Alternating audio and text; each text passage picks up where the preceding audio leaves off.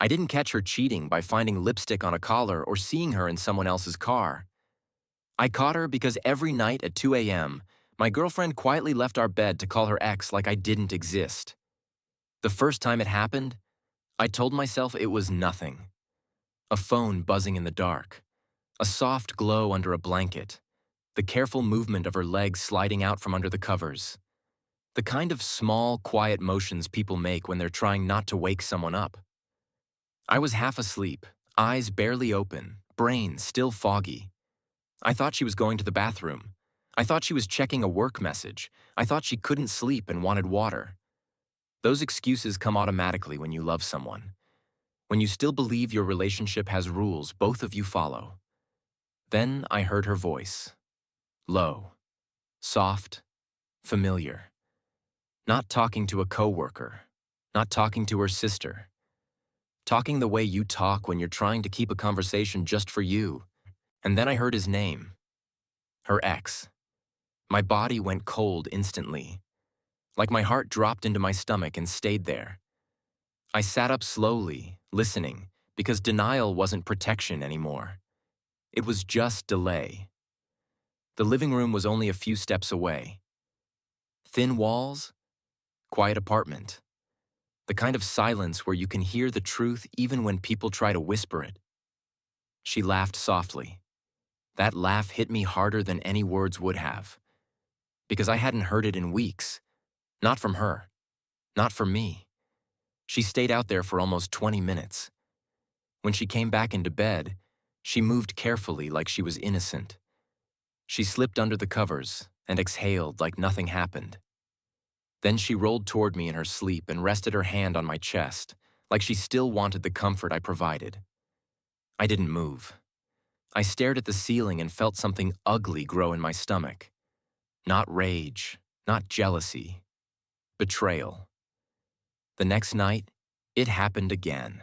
This time, I woke up to the vibration before she even moved. Her phone lit up in the dark. She checked the screen under the blanket like she was trying to hide the light. She waited a few seconds, like she was deciding if the risk was worth it. Then she slid out of bed again. Same routine. Same careful footsteps. Same half-closed door. Same whispering voice. I lay there awake, staring at the wall, hearing pieces of the conversation float back to me. I know, she said softly. I miss that too.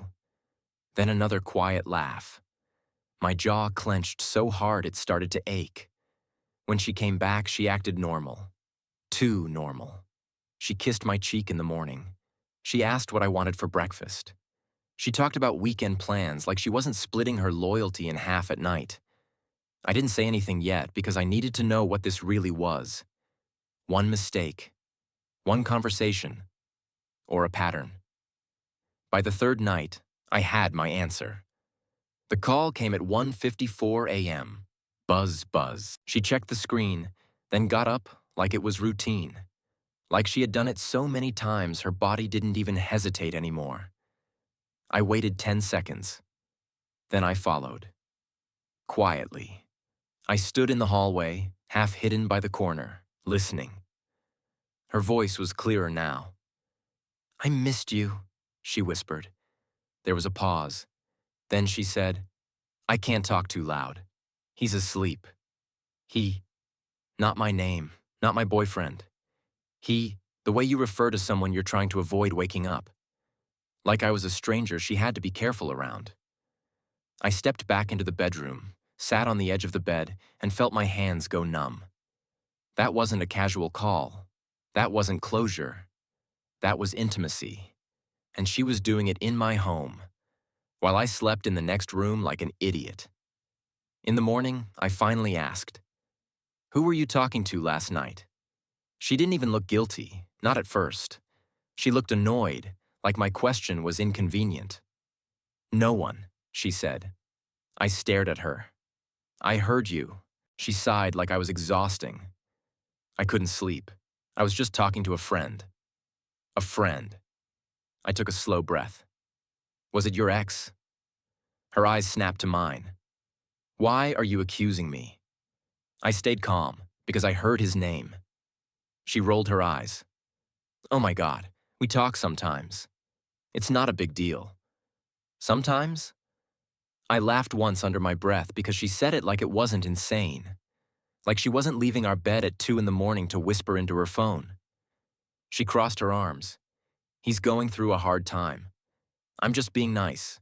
You're acting insecure. That word again. Insecure. I wasn't insecure. I was being disrespected. I didn't argue. I didn't yell. I didn't threaten. I just nodded and went to work, because I knew if I stayed there, I'd say something sharp enough to end it permanently. But I also knew I was already at the edge. That night, the call came again. 1:38 a.m. Buzz, buzz. She didn't even hesitate this time. She got up, grabbed her phone, and walked out like she was going to get a glass of water. Like it was normal. Like my presence in her life was optional.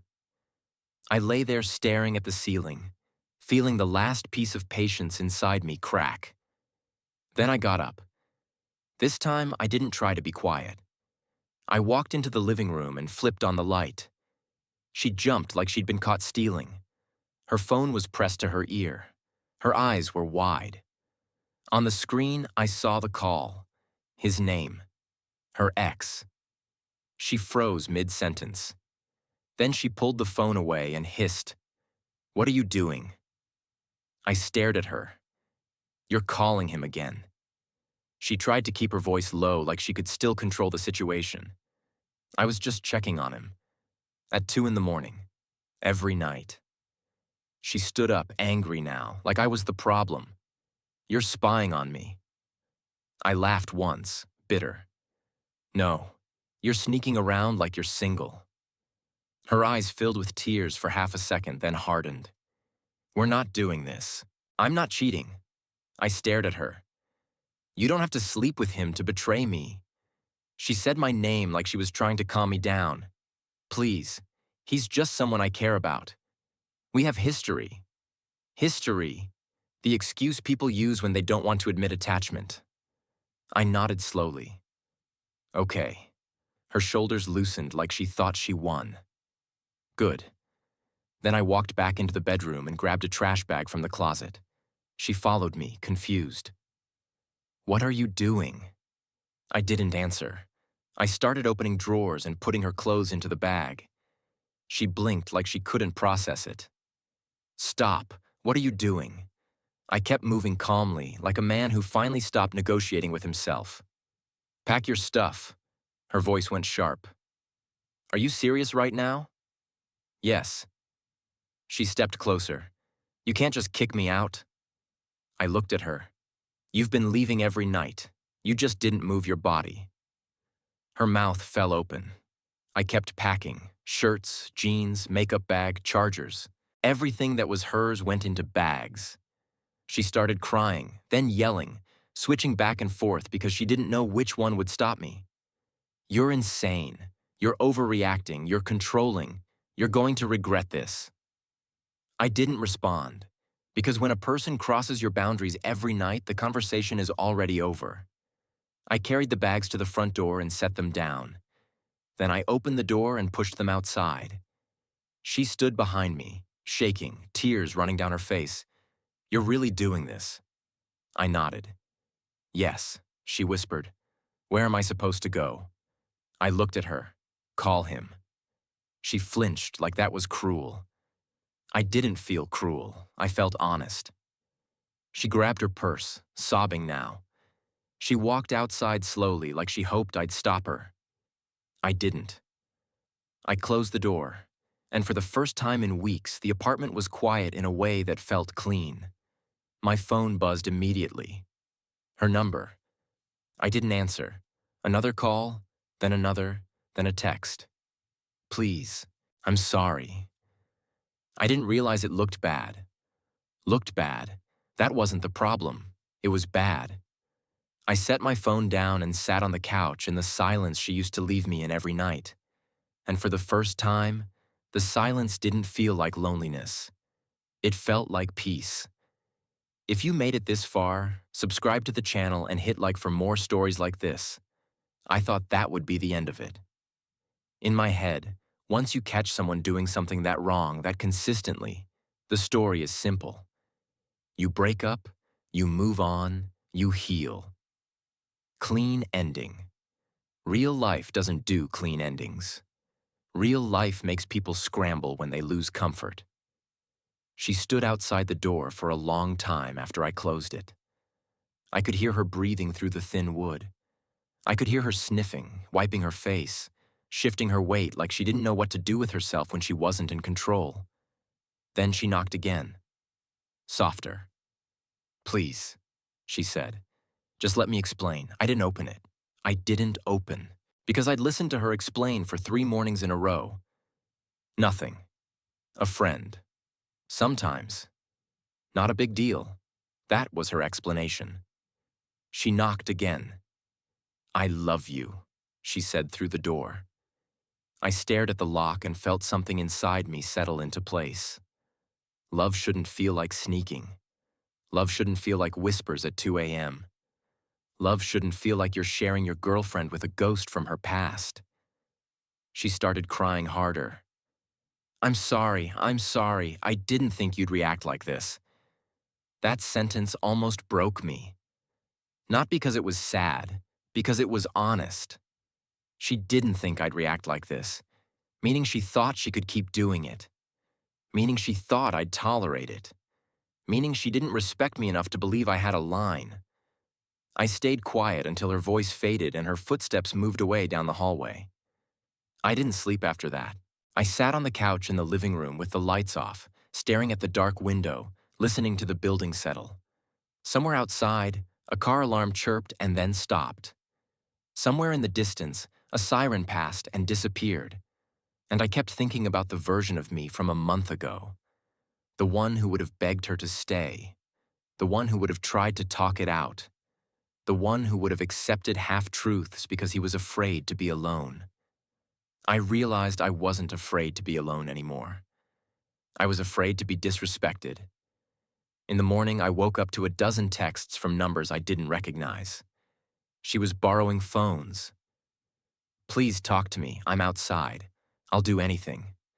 It wasn't like that. He needed someone to talk to. "You're my home." Home. That word felt almost insulting, because she treated our home like a place she could leave in the middle of the night to be with someone else, then return to in the morning like nothing happened. Around noon, I got a message from her best friend. "She's falling apart. She didn't mean to hurt you. She's just emotional right now." I stared at that message and felt my jaw tighten. People always say they didn't mean it. Like intention matters more than impact. Like you can whisper into your phone at 2 a.m. for weeks and pretend it's an accident. I didn't reply. Later that evening, I got a message from him. Her ex. "Bro, chill. It's not what you think." I laughed quietly. Because it was exactly what I thought. He wouldn't text me if it wasn't. He wouldn't feel comfortable enough to call me bro if he wasn't already in the role of someone who felt entitled to her time. I didn't reply to him either. I deleted the message and blocked the number. 2 days passed. The apartment stayed quiet. I cleaned, not because it needed it, but because cleaning gave me something to control. I washed the sheets like I could wash the memory out. I replaced the light bulb in the hallway that flickered, like small fixes mattered when bigger things broke. On the 3rd day, she showed up again. This time, she didn't knock softly. She pounded. "Open the door," she shouted. "We need to talk." I stood behind the door and took a slow breath. When I spoke, my voice was calm. "There's nothing to talk about." Her voice cracked instantly. "Please," I blocked him. "I'm done. I swear." I closed my eyes. "You blocked him because you got caught," I said. "Not because you chose me." She sobbed. "That's not true." "Then why did you lie?" I asked. "Why did you whisper? Why did you leave our bed every night like you were single?" There was silence. Then she said it. "Because with him, I can be myself." That sentence hit me like a punch.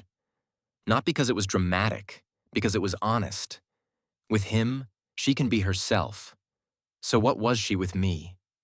A performance, a safe apartment, a paycheck, a routine, a place to sleep and eat and be loved without earning it. I opened the door just enough to look at her. Her eyes were swollen. Her face was flushed. She looked scared. For a second, the old version of me wanted to pull her in, to fix it, to be the bigger person. Then I remembered her laugh in the living room, the way she whispered his name like it was comfort. I kept my hand on the door. "You should go," I said. She shook her head desperately. "No, please, I love you." I stared at her. "If you loved me," I said, "you wouldn't have made me compete with a man you claim you're over." She started crying harder. "I wasn't trying to hurt you. You weren't trying not to," I said. That was the difference. I closed the door again. That night, I sat alone in the quiet and realized I was finally done making excuses for people. Because here's what I learned. If someone is loyal, you feel it in the small moments, in the way they protect the relationship without being asked, in the way they don't create situations you have to recover from. She didn't protect us. She protected access to her past. And I wasn't going to be the guy who sleeps in the same bed while his girlfriend whispers love into a phone. I didn't lose her. I got my dignity back. If you made it this far, subscribe to the channel and hit like for more stories like this.